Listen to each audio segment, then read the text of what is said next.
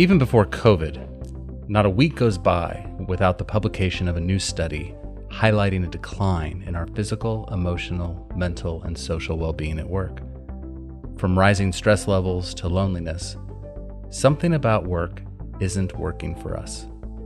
In this show, we talk to Richard Safir, who is on a mission to embed well-being at Johns Hopkins Medicine at a deep cultural level. One key is to avoid thinking of well-being as a benefit to employees and see it as a source of competitive advantage.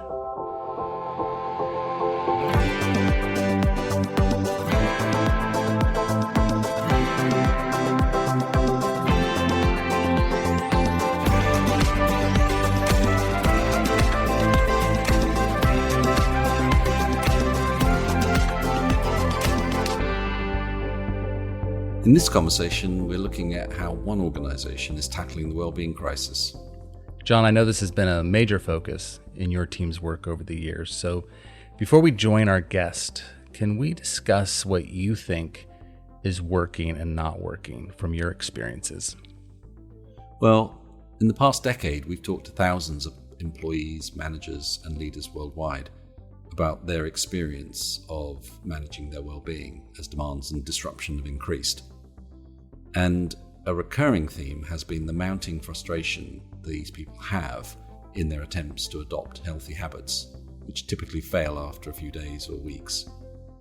As workloads mount, they retreat into coping as best they can until, as one manager told us a couple of weeks ago, I get too toxic, tired, and testy to get away with being in denial any longer, but often the damage to myself and others has already been done.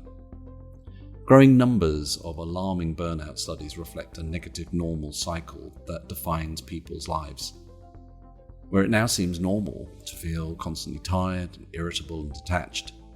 Depending on the sector, between 25 to 80% of employees are experiencing burnout symptoms, and younger people and women are the most likely to suffer the impact. I think it's interesting that what the psychoanalyst Josh Cohen describes burnout as that feeling of exhaustion accompanied by a nervy compulsion to go on regardless. And that's the double bind that makes it very difficult for people to know how to cope. Despite differences in the working generations, what we've come to understand in our work, leaders and organizations operating predominantly with a Western culture, is that what unites us is a mental model of success. And that mental model says that you've got to be all in to succeed.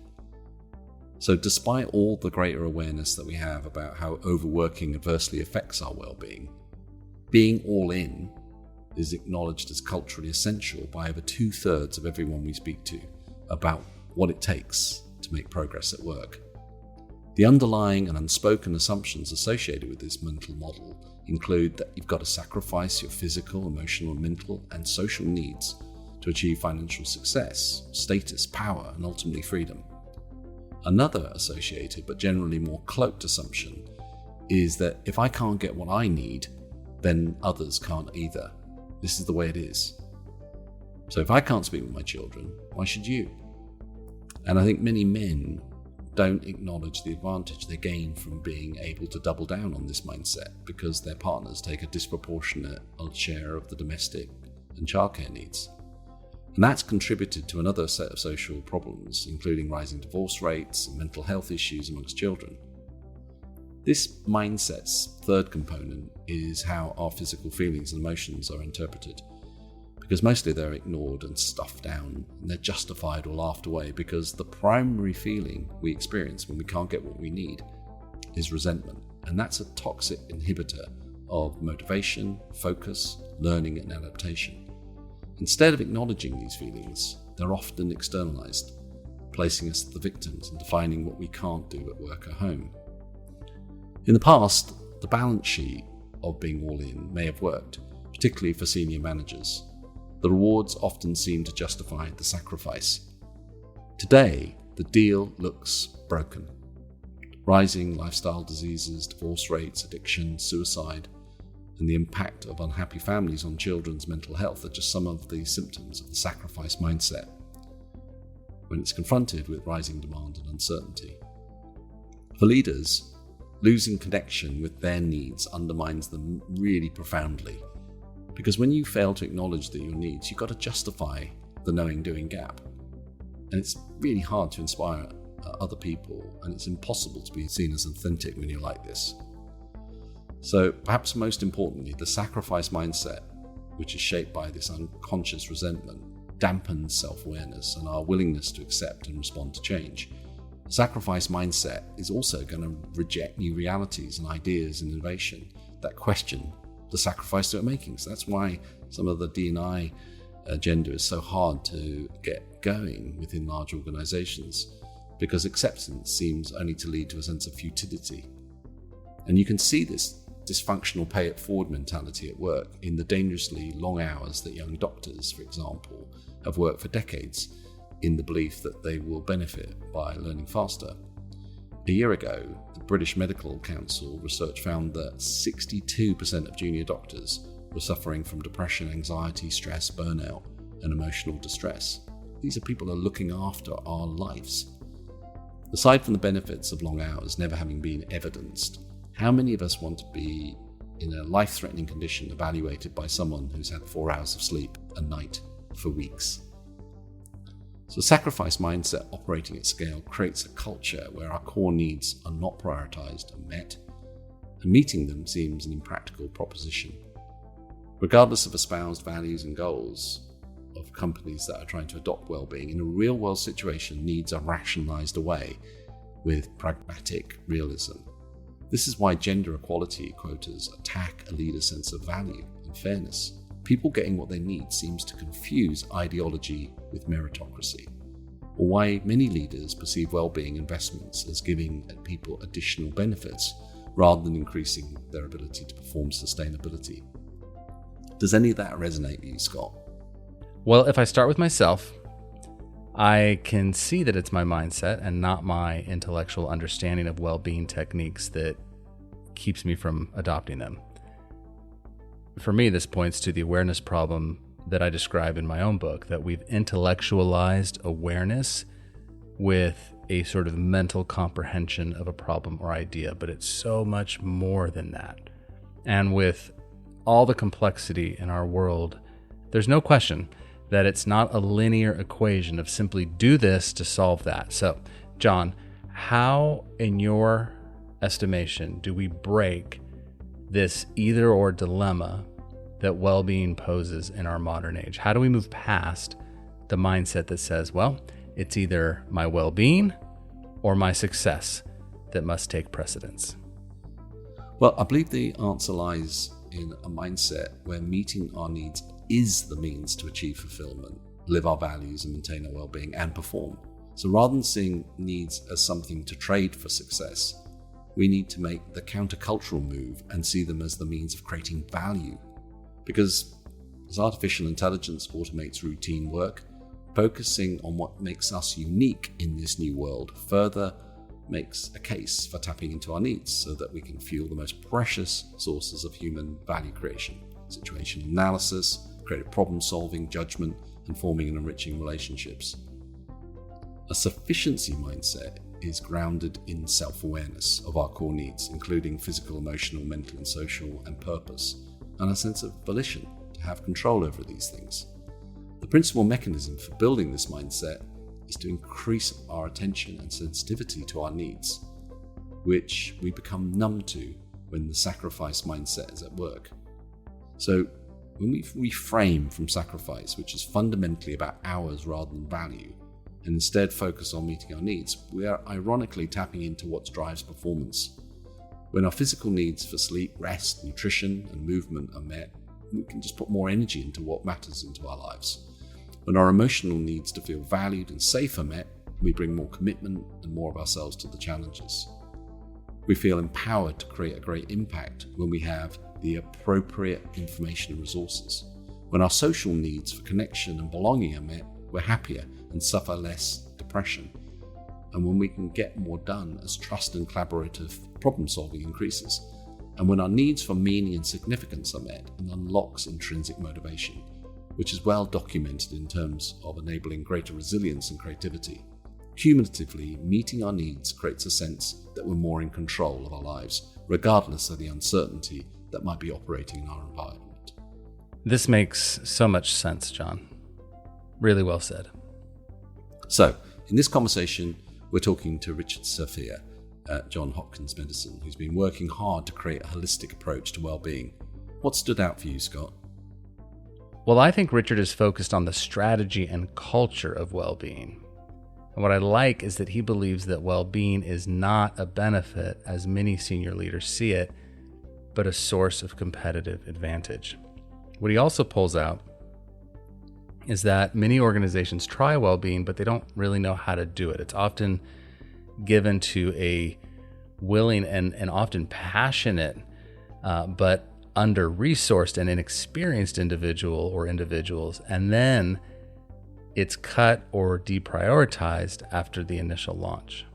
And in his book, A Cure for the Common Company, he lays out the pillars of a strategy that seems to have really taken hold at Johns Hopkins, and that's not something we've seen a lot of. Now, what he doesn't focus on is mindset, as you've just been describing.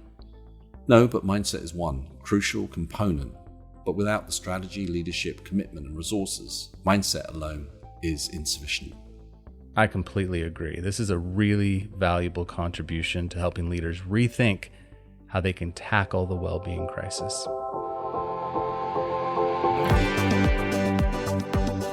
Hi, friends. Welcome to the Evolving Leader Podcast, the show born from the belief that we need deeper, more accountable, and more human leadership to confront the world's biggest challenges. I'm Scott Allender. And I'm John Gomes. John, how are you feeling today? I'm feeling optimistic. I've got a weekend where there's nothing planned, and that's the first time for a month. So I'm hoping that there's going to be renewal and there's going to be fun, and I'm going to come back on Monday feeling like I'm fully charged. How are you feeling, Scott? Yeah, I'm feeling similar. The only plan I have is to go play a little golf. I've started finally resuming that after a few years off, and I've been enjoying it. So I'm looking forward to the renewal and looking forward to next week. My kids are on fall break, so I'm taking 3 of the 5 days, and we're going off to a cabin as a family. I'm going to spend a little time out there, so that'll be fun. And I'm really interested in the conversation that we're about to have. I think it's a conversation I need to have. It's a topic that I'm growing increasingly interested in, and it's all around health and well-being. And today, we are joined by Dr. Richard Safier. Dr. Safier is the Chief Medical Director of Employee Health and Wellbeing at Johns Hopkins Medicine, where he leads the Healthy at Hopkins Employee Health and Wellbeing strategy. He also holds faculty appointments at the School of Medicine and Public Health at Johns Hopkins University. Prior to arriving at Hopkins, Dr. Safier practiced family medicine in Northern Virginia, and he's been credited by some for bringing wellness into the realm of responsibilities of the managed care industry. He holds faculty appointments in both the Johns Hopkins School of Medicine as well as the School of Public Health, and he continues to see patients at the Pediatric Cardiology Department and is a fellow of the American Academy of Family Practice, the American College of Lifestyle Medicine, and the American College of Preventive Medicine. He's also written A Cure for the Common Company, a well-being prescription for a happier, healthier, and more resilient workforce. And speaking of wellness, he has also hiked and camped in the Andes, Alaska, Australia, and across the western United States. He lives in Columbia, Maryland with his wife, 3 children, and their dog, Cammie. And we are so delighted to have him. Dr. Safier, welcome to the Evolving Leader. Thanks for having me here today. Rich, welcome to the show. We're big advocates of finding new ways of maintaining well-being in what is an incredibly challenging world today. So we always like to do a quick feelings check-in with our guests. So, Rich, how are you feeling today? I feel good. I was lucky and fortunate to have a walking meeting with someone I work with, and getting outside is always gives me some energy and really quickly puts a smile on my face. Well, we're great fans of walking meetings, so that's good to hear. So let's start with your career. What was the motivation for pursuing medicine? And then what did that lead you to focus on well-being and wellness in the workplace? I am not entirely sure what led me into the field of medicine. There's no one in the family who's a doctor, so I didn't have a role model growing up. It's possible that the loss of my grandfather when I was in third grade might have been influential. I do remember as a child asking my dad why Grandpa had a smoke, and so I do have that vivid memory. But I got very interested in biology during high school, and I took it from there. And I'm here because of employee health and well-being. So my main job is actually workplace wellness, some people call it, and it's not seeing patients any longer. So I've been so looking forward to this, as I said at the beginning, because there's an increasing amount of conversation about it, but yet it seems to me, many organizations don't have a really thoughtful strategy about how to do this. And as you point out, most of the time things don't work out the way an organization had hoped. So can you set some context around the challenge of well-being in the workplace, and perhaps start with how the original concepts of wellness and well-being in the workplace originated and the influence they're having on how we think about it today? Sure. I mean, there's multiple challenges, which we'll get to some of them. If we look back post-World War II, there was a conversation, at least in the United States, about how to support the health of some of our workforce. In particular, in Texas, there was a question about supporting the health of some school teachers, and the question was around the cost, and so was born health insurance, at least in the United States of America. And as we fast forward and employers started to embrace this idea that perhaps if we're able to help spread the cost of healthcare, it will alleviate the burden for our individual employees and make it easier for them to focus on work and be attractive to get more employees. Payments plus advancements in medicine and science ended up leaving the basic tenets of health, like healthy foods, walking, and sleeping, behind in the dust. And as we started to see the rising cost of health, the question came about, what are we doing about this? And a wellness field was born because there was a gap between just not being well and being at risk for disease, and then being in this stage where you're already creating medical costs. I would say that one of the challenges arises from the very beginning, which was that we didn't have a full understanding of what health and well-being in the workplace meant. And today we know that it's more than just nutrition and movement and a good night's sleep. Yeah, so you've spent 25 years looking at this subject. How has it evolved then from that point? Yeah, well, when I started looking at it, it was very programmatic focused. Like, here's the problem. Our employees have high cholesterol. Here's the solution. We're going to screen people. We're going to ask them for a sample of blood. Then we're going to find out who has high cholesterol. And then here's the intervention. It was very mechanical. And now we're at the point where we are, well, the industry, the thought leaders are at a much more holistic level of understanding the underlying roots of some of our risks for disease, or some of our roots for the chronic diseases that many of the employees have developed. Now, I say the thought leaders because while some employers and companies are there, many organizations are not quite there yet. So you've come to identify that there are 6 building blocks for getting there. So can you maybe give us an overview of these building blocks? Sure. And I came to this understanding in the last 6-8 years after having studied this area, as you said, for 25 years. So I'll give you a phrase so that you can remember these 6 building blocks. Plan for success.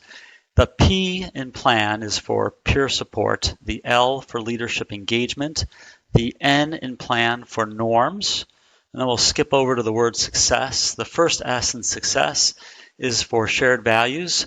The 2 C's, culture connection points, and the final S, social climate.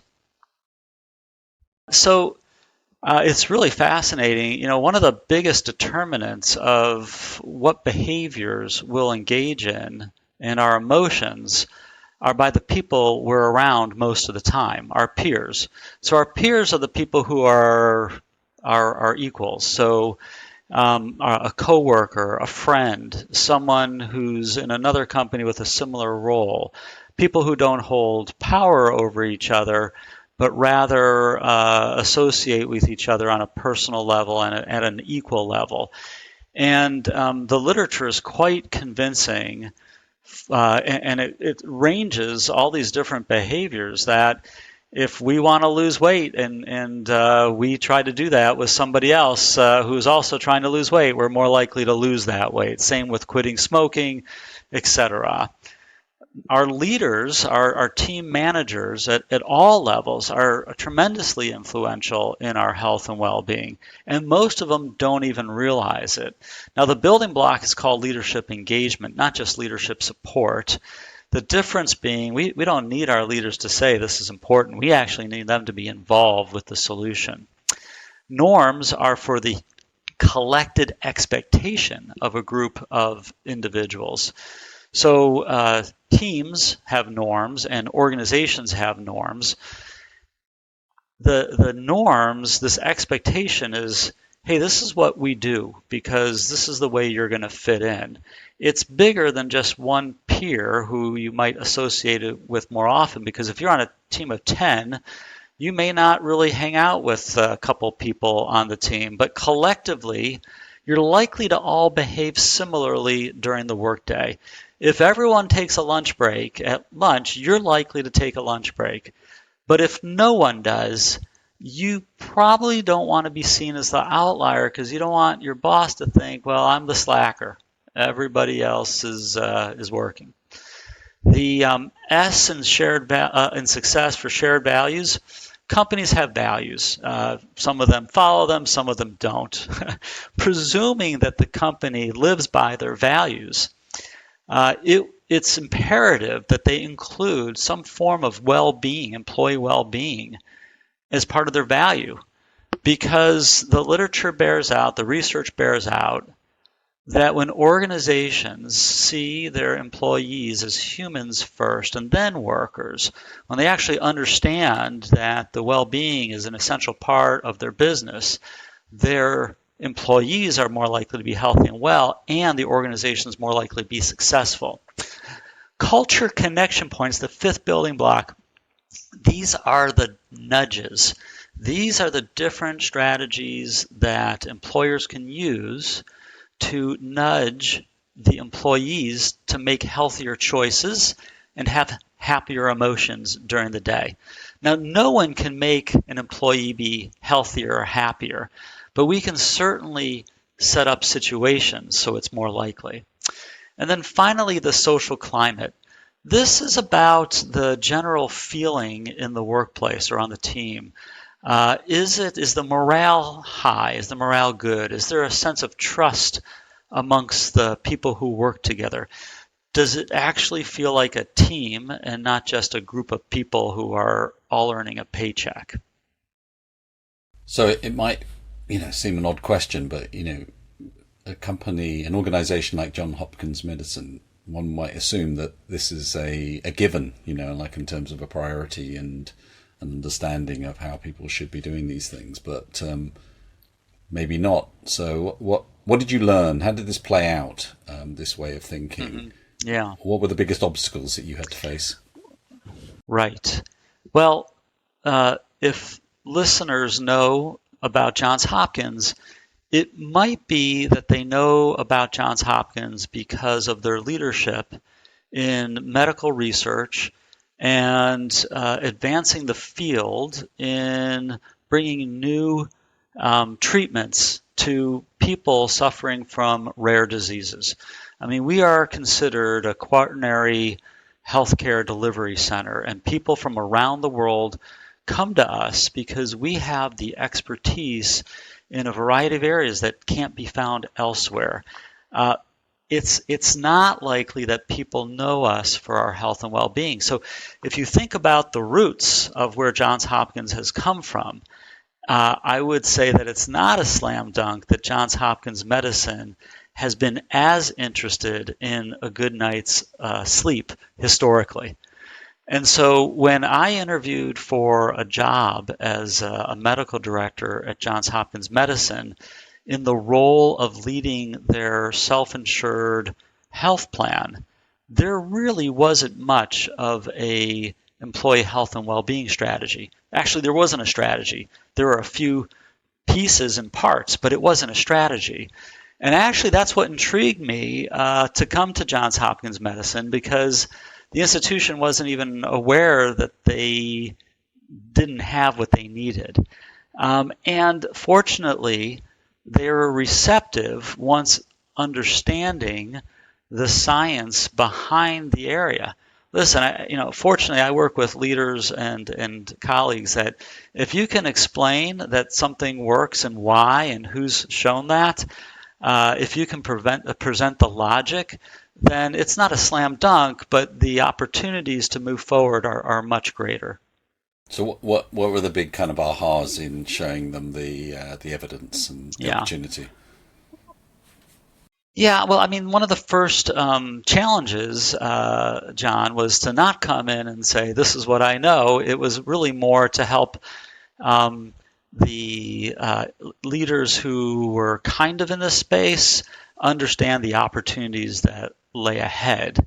And so building a collaborative team and showing them the path was a ramp-up phase. And Hopkins has some pretty smart people. So trying to corral folks to understand that if we draw on resources together, we would be more successful.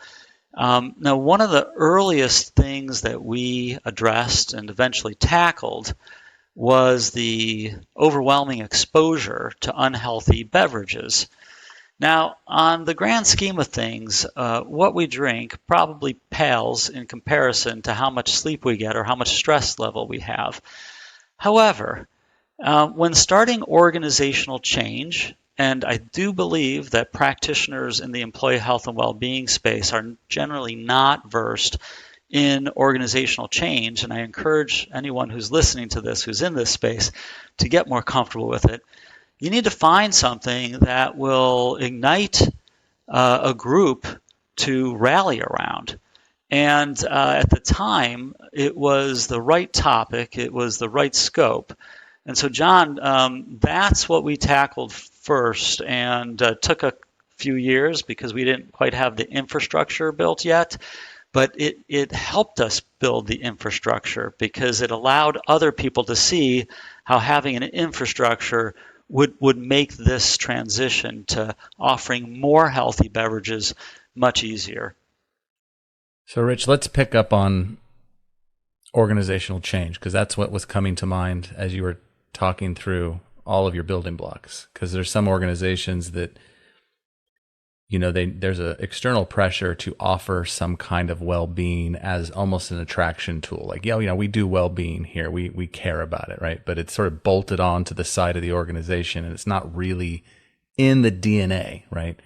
So from an org change perspective, how can people who are listening and are thinking, gosh, we need to do more of this, how do they start to approach building it into the fabric of everything, where we've got to tackle the obstacles that exist, the cultural norms, the subcultures that exist within different departments? You mentioned one earlier about lunches, a department who might lunch together versus a department who everybody lunches and one person, or nobody lunches and one person feels they can't.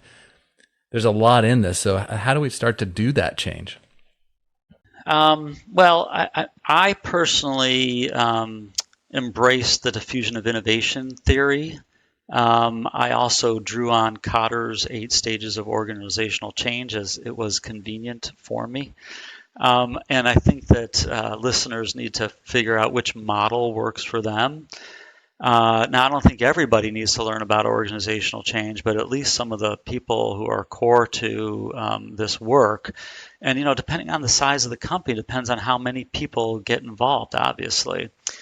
I wrote A Cure for the Common Company because I did want leaders to have some idea of the breadth and depth of what's needed to transition the workplace culture to a healthier one. And I think it's an easy read because it's entertaining and it includes stories. So that, I think, is another opportunity for where to start to understand the playing field. What's the cost of not doing it? Like, what are some, organizations who do it well, what are some tangible results, like measurable metrics you have versus those who aren't doing it? Yeah. Now, Scott, I think you just mentioned that sometimes organizations offer a bolted-on well-being strategy because they know that they need to do that now to be an attractive employer. And some candidates will see through it and others won't. But when you're inside an organization, you will definitely see if it's there and feel if it's there and definitely know if it's not. And so the benefit that's become most apparent to organizations and companies in the last few years is the ability to retain talent. Because, as you know, employees have gotten fed up with the rise of the pandemic. It has made people rethink their lives. And those companies that were situated well in regards to a well-being strategy and platform prior to the onset of the pandemic fared much better, and others that weren't are potentially still catching up.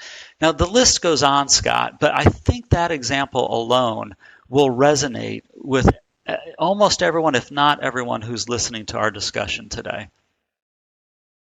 If you were advising somebody in your shoes in another organization about how to convince the executive team who may be a bit skeptical about making a major investment in this, what would you say to them?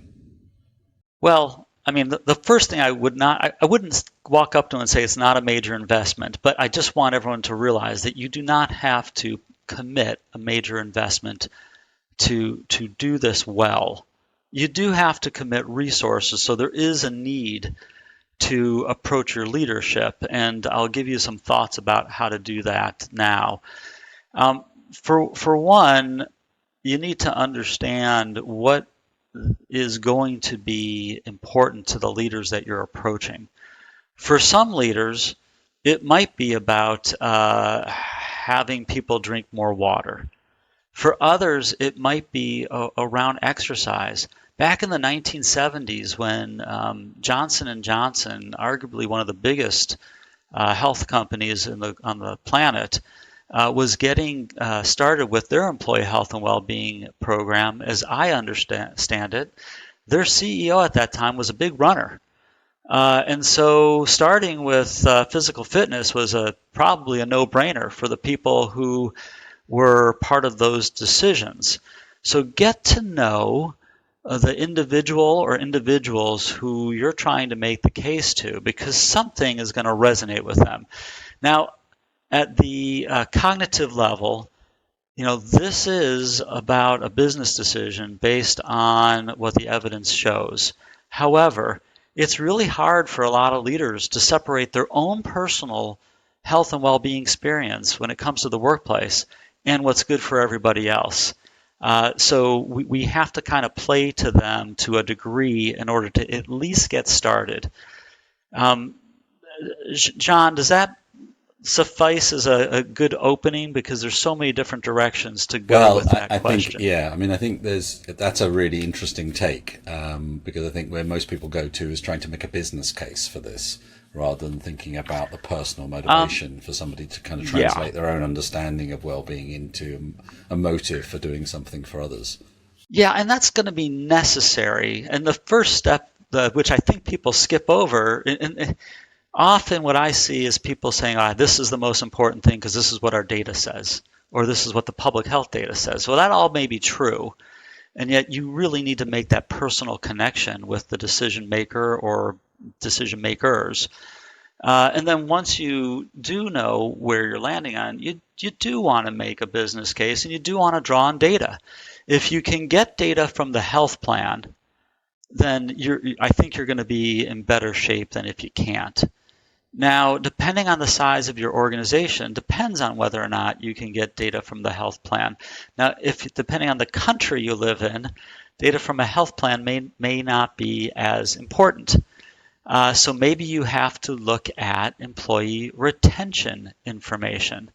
Maybe there's a certain part of the organization where the turnover rate is much higher than in other parts of the organization. And maybe you need to talk with human resources and determine or have a discussion, what do you think the problem is? And I wouldn't be surprised if it was somehow related to employee health and well-being, whether or not the organization was actually measuring that at the time. Because we know from market research, from large reputable organizations like Gallup, that this is a big deal. If you're enjoying the show, you might also appreciate Scott's new book, The Enneagram of Emotional Intelligence, which provides simple, powerful tools to help us better understand ourselves and others. Available online at all major retailers. How do you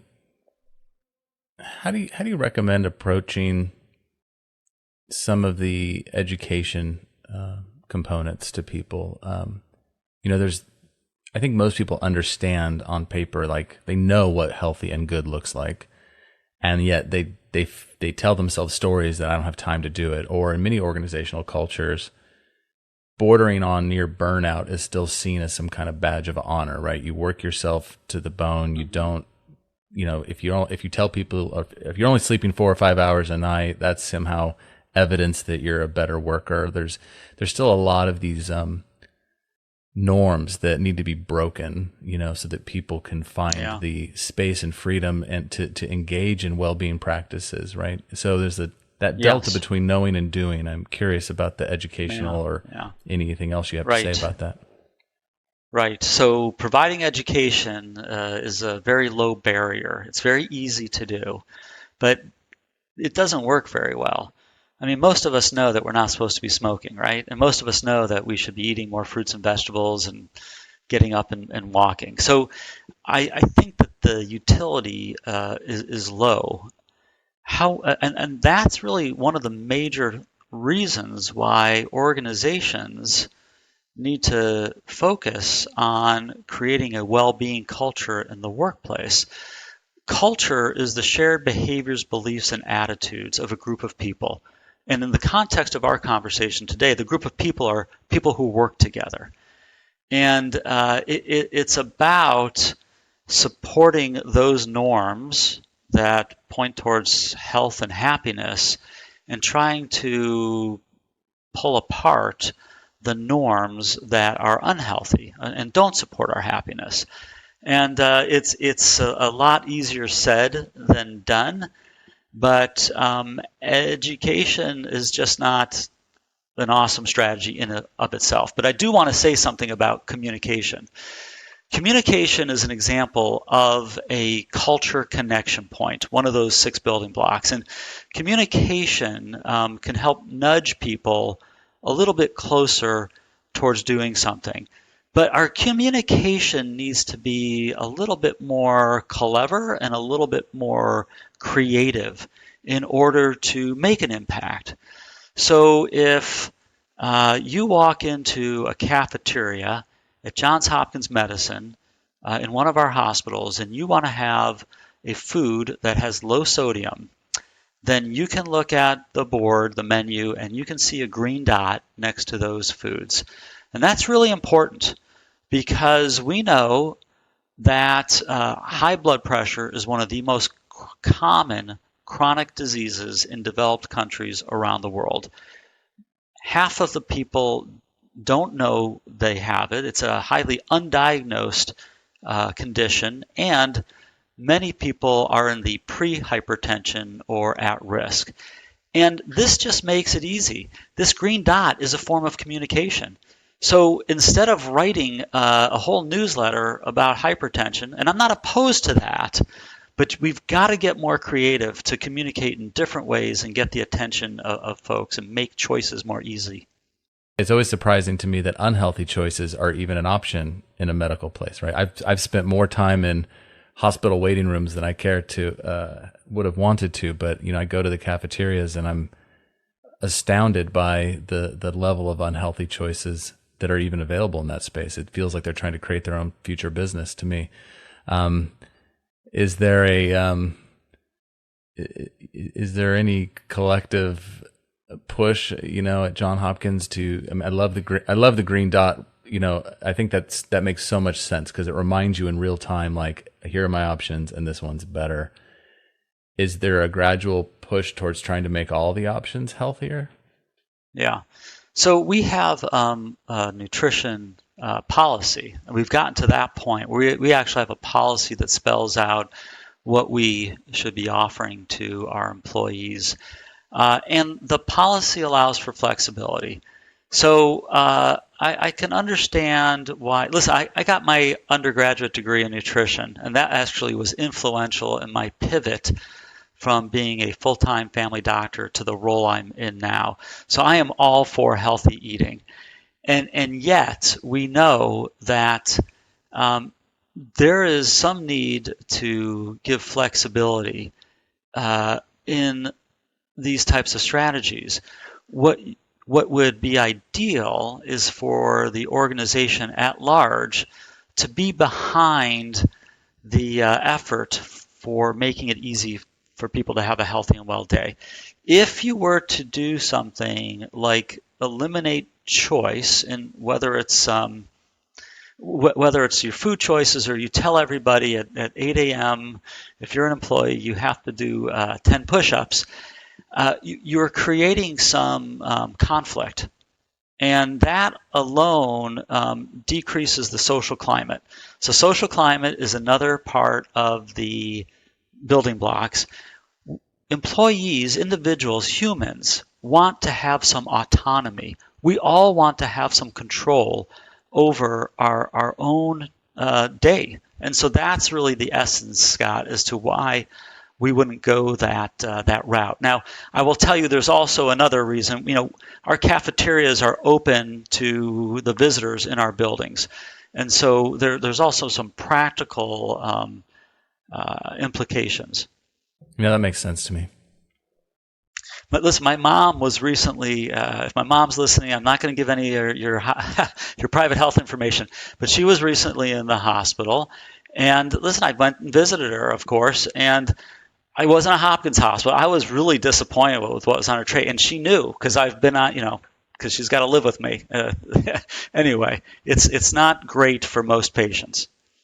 Yeah, I think that's the same in a lot of hospitals, certainly in the UK.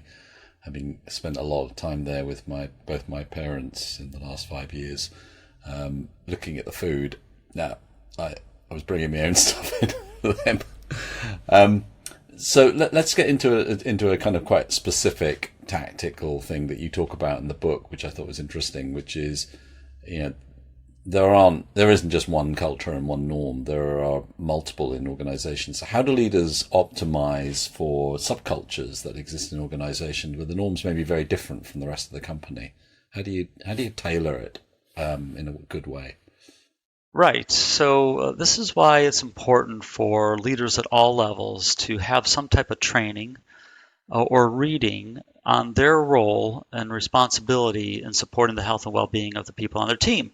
Because without knowing what to look for and what to do, it's really difficult to create a space where our employees reside most of the day. One thing that leaders can do is identify the norms on their team. There are going to be some healthy norms and there are going to be some unhealthy norms. And as you mentioned, John, these norms that exist in smaller teams may not be consistent with what the organization is trying to achieve. And so if a leader can identify an unhealthy norm, let's stick with this not taking a break idea. It's on my mind lately because that's a challenge. Honestly, it's a challenge at Johns Hopkins Medicine for a couple of reasons. Everyone wants to do a good job, and you're in healthcare. And some people have this challenge: if we don't work through a break, what does that mean to our patients? So it's a little bit of a quagmire. But nonetheless, if a leader can identify that, listen, my folks aren't taking a break, and this isn't good, because if I notice that when they take a break, when they come back, they're in a better mood, they're more creative, better able to focus, and overall, they do a better job. And when they're in a better mood, they're better able to be good teammates, right? Because our emotions impact the people we work with as well. Yeah. I was going to bring up the emotional component piece of it, which is a harder area, I think, for organizations to traverse into, but it's critically important in this topic, obviously, right? The interplay of decision making and emotional well-being are so correlated. I remember having a clear thought of my own when I had gained some weight. It's like I need to lose weight to get healthy, and it became very clear, no, I need to get healthy to lose weight, right? Like I am eating habitually, I'm snacking out of, anxiety, whatever the case might be. I have to be able to focus in on the whys of my bad choices, right? And I know that's harder because it can get a little invasive and a little personal for org leaders to get there, but without us addressing it as a topic, then we miss the full breadth of the topic. So I'd love to hear some of your thoughts on that. So Scott, first of all, congratulations on the introspection. I wish everyone could have introspection in the context of the health challenges they're facing, because many people don't understand the underlying causes of the health situations that they're currently in. This is a little bit challenging in the sense that, we're all, many people grew up thinking, okay, we're not supposed to talk about politics in work, and we're not supposed to talk about people's health in work. And I am not suggesting managers by any means ask their employees, hey, do you want to lose weight? That would not be a good thing. However, I do think it's important to have managers have meaningful conversations with each employee on their team at a periodic time. And I don't mean once a month. I mean something more frequent, like maybe once a week, maybe once every other week. Because if you're successful in building a connection that goes beyond getting the work done and goes into what you know about each other as people, if a leader is able to share their health and well-being challenges, allow themselves to be vulnerable, what you're doing is you're setting up an increasing likelihood that you are building trust. And when there's trust between a team leader and an employee, then it's more likely that an employee might offer what's causing them stress that is in the influence of their manager. Now, I'm fully aware, because I'm a manager, that no matter how much trust you have with an employee, then it's not always for sure that the employee will share that what's frustrating me is X. And so there are other outlets like human resources and champions. These are volunteer employees who've been trained as a health or well-being champion that people on your team can turn to get that support. So Scott, just let me follow up with one more thing about this idea of emotions. I do think, if managers are paying attention, even if you're not having these meaningful conversations once a week or every other week, if you are attuned with yourself, it will make it easier for you to be aware of your employees. If we slow down enough, if we take a breath before we go into a team meeting and take a breath before we go into a one-on-one meeting with an individual on our team, we should be able to recognize facial expressions, body language. We should be able to know when someone on our team is not quite right, which would invite the question, is there anything I can do to help you? You don't look the same as I've seen you in the past. Yeah, I think it's so important that we normalize leaders taking care of their own needs because then they're unable to take care of the needs of their people if they are suppressing that knowledge and so on. Yes. I think yes. one of the things that we're hearing a lot of from guests on the Evolving Leader is that the reduction in these kind of natural boundaries between work and home and other aspects of our life is so great now that the sacrifices that we're making to achieve at work, they don't just affect us, they affect our families, they affect our communities, they affect, our kids and grandchildren even. How does an organization, kind of like take responsibility, or does it, for extending well-being to the whole of our lives? Yeah, I mean, we can't separate our family from our workday or our workday from our family. I mean, this gets into, for some communities, professional communities, it gets into the discussion. Should we call it work-life balance, work-life harmony, work-life integration?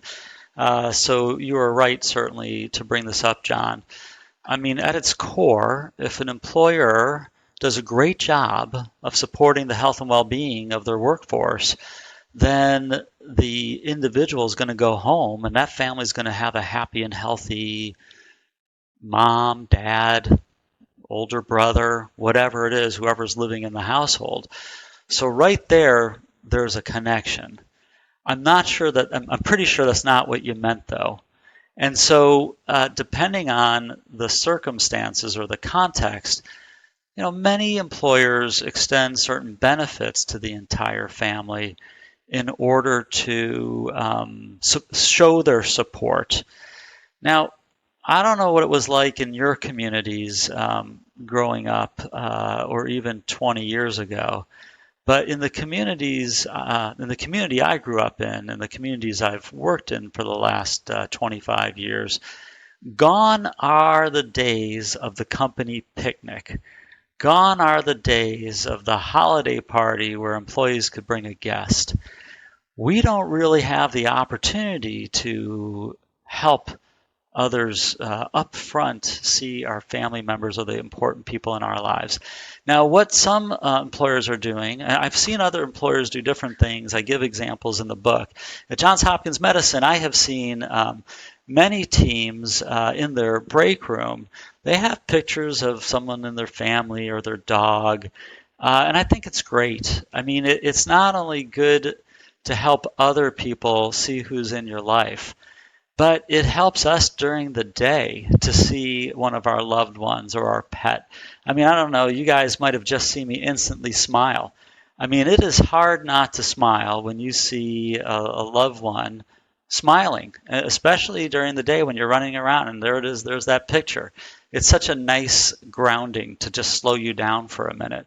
And so, John, that's a very simple way. I've just given you the whole spectrum of ways we can work this in with our loved ones. I've been trying to get John to take me on a picnic for years, but he just won't do it. So, given that you've been studying this for 25 years, I'm curious, in the next 25 years, where do you think this will evolve to? Where are we going? You've hinted at it with what you've been describing, of course, but what are your predictions? Yeah, I did allude to the idea that I believe that we have to allow more leaders to understand their role in supporting the health and well-being of the people they lead. There's no way that companies and organizations to get to that next level without embracing that their leaders are part of the solution. Folks like myself and the team that I work with, we can do a lot, but we can't do everything. And we are certainly not able to impact the day-to-day behaviors and emotions of the people in our work community. Now, if you're a leader or manager listening to this, you're probably like, I can't do one more thing. I'm being asked to get trained in this, and I'm asked to be doing that. Obviously I'm biased, but if you look at the literature, it'll bear out. The fundamental foundation of an organization's success is the health and well-being of the people they lead. And there are a variety of reasons for that. Just the first one that I'll give you, or the only one I'll refer you back to, is the previous discussion about retention. If you don't have people on your team, then you won't have this problem about figuring out how to. So once you create this well-being culture on your team, a lot of other management issues will start to disappear, including whether or not there's a challenge for your team to be more productive or more effective. Those things will fall into place. So, Scott,